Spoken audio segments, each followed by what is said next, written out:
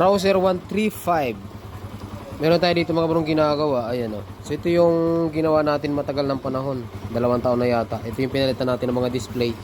So check up lang tayo ng ito yung mga ginawa natin mga bro. Ayan o. Walang tagas yan, diba?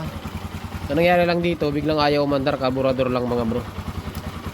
Carburetor lang. Tapos mag-check tayo ng mga electrical kasi nawala daw yung starter nito. Ayan.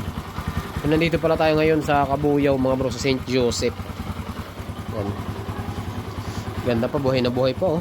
At tahimik pa yung andar niya. Akala ko mapapalaban na tayo dito. Buti nakisama mga bro. Wala naman siyang madaming sira. Kaya lang niya ayaw umandar. Carburetor ang problema. Malakas din ang kuryente niya. So kaya chinikap na natin lahat.